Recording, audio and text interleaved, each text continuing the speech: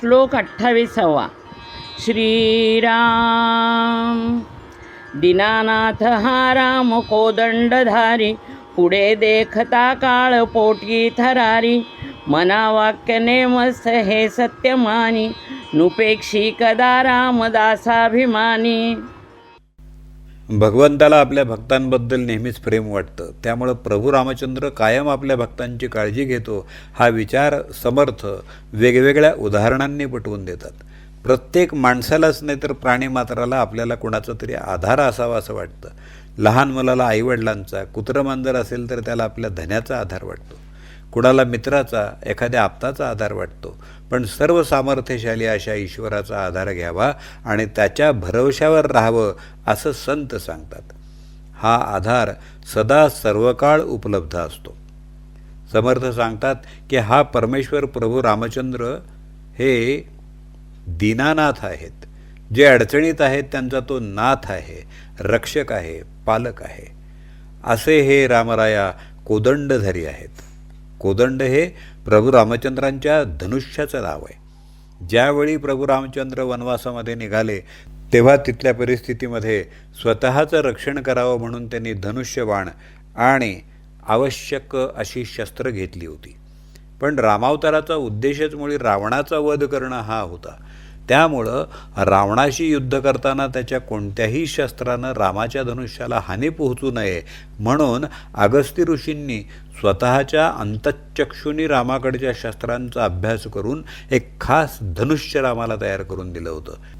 नाहीतर एक धनुष्य तुटलं तर पुन्हा दुसरं आणतो, तोपर्यंत युद्ध थांबव असं म्हणण्याची वेळ रामावर येऊ शकली असती. इतक्या ताकदीचं हे कोदंड म्हणजे धनुष्य रामाच्या हातामध्ये आहे.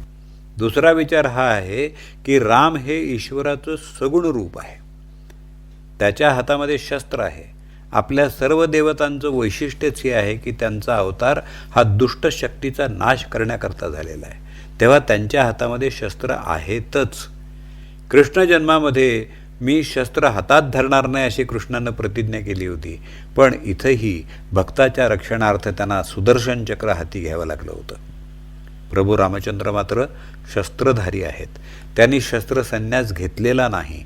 मला कोणीतरी मारेल किंवा मला लढाई करावी लागेल ही भीती त्यांना नाही, तर माझ्या दीनदुबळ्या गरजू भक्तांवर संकट आलं तर त्यांना मदत करता येईल ही त्यामागची भावना आहे.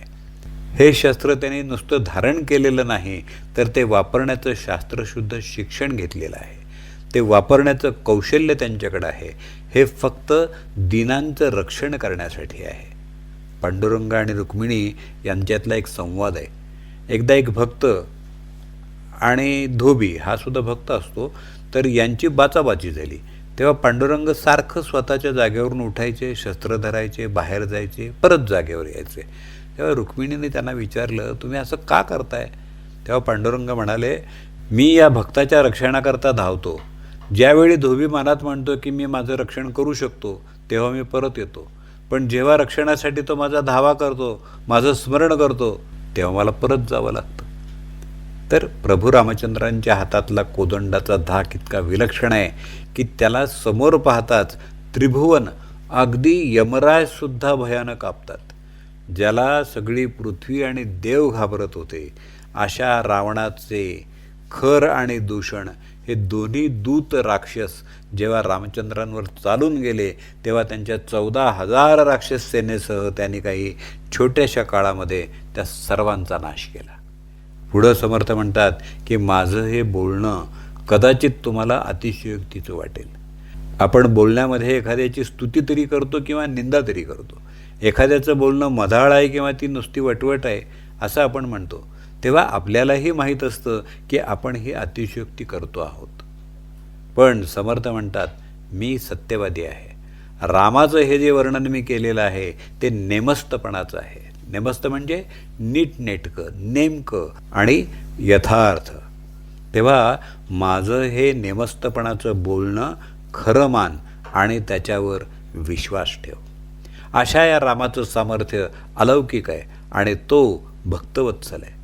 समोरच्या माणसाच्या मागण्यांकडे लक्ष न देणं, त्यांच्या अपेक्षांकडे दुर्लक्ष करणं म्हणजेच उपेक्षा करणं असं म्हणतात. पण प्रभू रामचंद्र मात्र तुझ्या मागण्यांची उपेक्षा करणार नाहीत. तुझ्या चरितार्थाची काळजी ते करतीलच. उलट ते अतिशय प्रेमानं, निस्वार्थीपणानं तुझ्या सगळ्या अपेक्षा पूर्ण करतील, याची तू खात्री बाळग. जर तू त्यांचा दास झालास, त्यांची मनापासून भक्ती केलीस, तर ते तुझी कोणतीच उपेक्षा करणार नाहीत. हा विश्वास दृढ करण्याकरता ते पुन्हा पुन्हा सांगतात, तू रामाची भक्ती कर आणि त्याच्यावर विश्वास ठेव. यासाठी समर्थ म्हणतायत, नुपेक्षी कदा रामदासाभिमानी. जय जय रघुवीर समर्थ. दीनानाथ हा राम कोदंडधारी, पुढे देखता काळ पोटी थरारी. मना वाक्य नेमस्त हे सत्य मानी, नुपेक्षी कदा रामदासाभिमानी. श्रीराम.